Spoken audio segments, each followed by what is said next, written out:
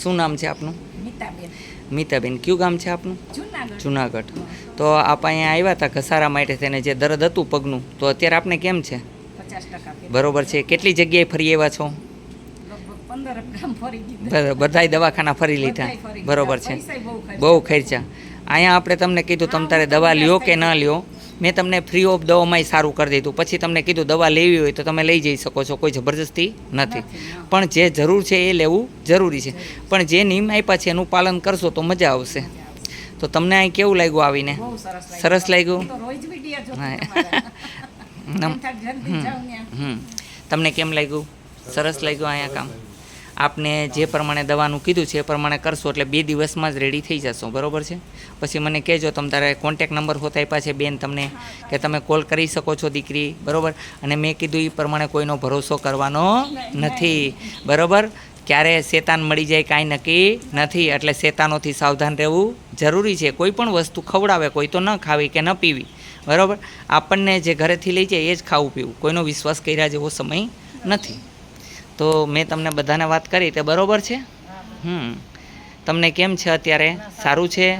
તમે સાવ સાજા થઈ જશો, ગરમ ઓછા થાજો. બરાબર છે. તમારી એ વાત બરાબર છે કે પતિ નહોતા માનતા એટલે તમે ગુસ્સો કર્યો, પણ ગુસ્સો અમુક વસ્તુ આપણને પોતાને ખાઈ જાય છે. ખોટી વાત કરી? આપણો જ ક્રોધ ક્યારેક આપણને મારી નાખે છે. માટે બરોબર વાત છે, સાચી વાત છે. ક્યારેક ખોટો ગુસ્સો આવી જાય. શું થાય? ગુસ્સો આવી જ જાય. એટલે ગુસ્સો બહુ ખરાબ છે. એટલે આવી વસ્તુ છે. બોલો જય હનુમાન.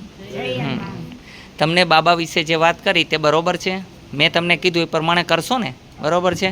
તમને કોઈને એમ લાગે તો એ પછી કાર્ય કરાવજો. અત્યારે હું જે દવા આપીશ તો તમારે લેવી ન લેવી તમારી મરજી છે. એ ખાલી ટીપા જ આપીશ અને ટીપા 5-5 પાવાના રહેશે. એનાથી જે મગજની બ્લોકિંગ નસ છે તે ખુલી જશે. બરોબર છે. મેં કીધું એ પ્રમાણે હાલવાનું છે. એવું લાગે કે ફાયદો દેખાય તો 15 દિવસે બતાવવા આવજો. બોલો જય હનુમાન. શું નામ છે આપનું બેન? શોભનાબેન. કયું ગામ છે આપનું? મારું તળાજા. તળાજા.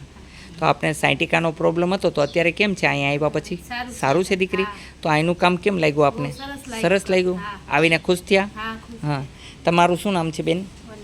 વનિતાબેન. કેમ છે હવે તમને સાયટિકામાં? સારું છે? તમને જે નિયમનું કીધું એ નિયમના પાલન કરજો. કયા ગામથી આવો છો તમે પણ? સાપુરથી. સારું છે ને? હા. તમને કેમ લાગ્યું અહીંનું કામ? તમને જવાબ મળ્યા તે બરોબર આપ્યા મેં? કે જે તમને તકલીફ છે એ પણ મેં કહી દીધી કે આ તકલીફ છે અને આ ટાઈમે આ વસ્તુ મરી ગયેલી છે. તમને જે કીધું કે એક બાઈ મરી ગઈ છે આત્મહત્યા કરીને, તો બરોબર છે.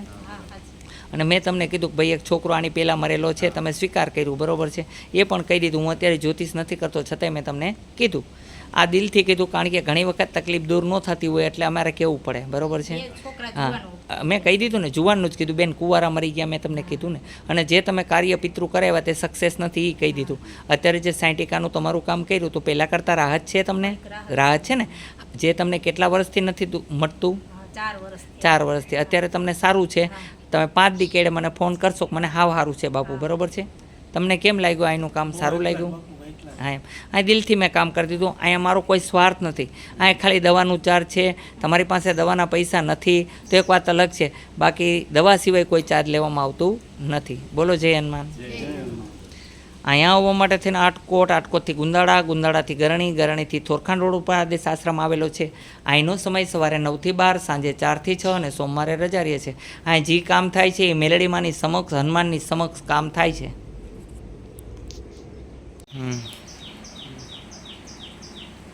ફૂલ આવજો ફૂલ.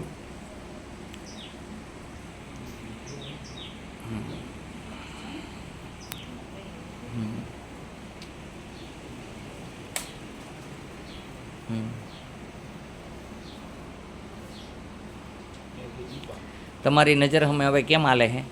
બરોબર છે. પહેલાં આવ્યા અને અત્યારે ઘણો ફરક છે. અત્યારે જે સાયટિકાનો પ્રોબ્લેમ હતો તો અત્યારે કેમ છે એમને? બરોબર છે. શું નામ તમારું? કયું ગામ? બરોબર છે. જે તમને દવા આપી, ગેપ પડી ગયો છો હાડકાની અંદર, તો તમારે એની માટે થઈને ઓઇલ નથી. ગિરીશ જેને કહેવામાં આવે, ગિરીશ ખતમ થઈ જાય એટલે પિસ્ટન ન હાલે. સમજી ગયા? ઓઇલ હોય ને એટલે પિસ્ટન હાલે. હા. એટલે એવી વસ્તુ છે. તમારે ચિકાઈસ ત્યાં કમ પડી ગયું એટલે એ તમને રેડી થઈ જશે દવા આપી એનાથી. આ તમારી હમે જ આપણે આ ભાઈ 60 ટીકાનો ઈલાજ કર્યો તો અત્યારે તમે જોઈ શકો છો પીતાંબરભાઈનો કેમ છે, સારું છે. આ રીતનું કામ કરીએ છીએ. હા. કોઈ વસ્તુ ખાવાની નહીં. ખાટી વસ્તુ નહીં ખાવાની 15 દિવસ. હા. યસ હમણાં 15 દી થયા. શું નામ છે તમારું? પીતાંબરભાઈ. પીતાંબરભાઈ. પહેલાં કરતાં કેમ છે તમને અત્યારે? સારું લાગે છે? બરોબર છે. સાવ બંધ થઈ જશે પણ નિયમનું પાલન કરવાનું, કાચું દૂધ પીવાનું નથી તમારે. હા. અને કઠોળ શાક નહીં ખાવાના, કઠોળ નહીં ખાવાનું. બટેટા હા એ હાવ દુખાવો વયો જશે બિલકુલ જળમૂળમાંથી. પણ મેં એને કીધું એ નિયમનું પાલન કરવાનું છે. હા બોલો જય હનુમાન. જય હનુમાન. શું નામ છે આપનું? ભૂરાભાઈ, ભૂરાભાઈ. કયું ગામ છે? સંતરામપુર તાલુકો ટીમ્બરવા ગામ. તો આ બીજી વખત દવા લેવા આવ્યા છો તો આની દવાથી આપને કેમ છે? સારું. સારું છે ને? આપનું શું નામ છે? તમને જે અત્યારે દર્દ હતું એ અત્યારે નથી, પણ તમને નિયમનું પાલન કરવાનું કીધું એ કરશો ને? જે ખાવાનું કીધું એ ખાવાનું છે. હા, તો તમને ક્યારેય એટેક નહીં આવે એની ગેરંટી આપું છું. ઓકે. શું નામ છે આપનું?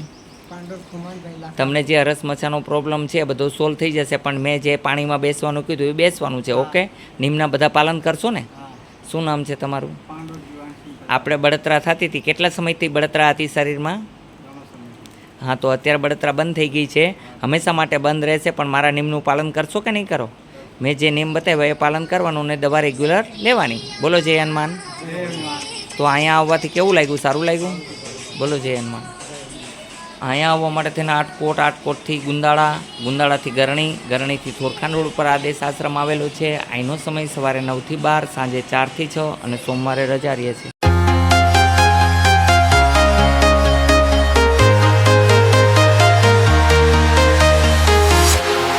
Walking alone.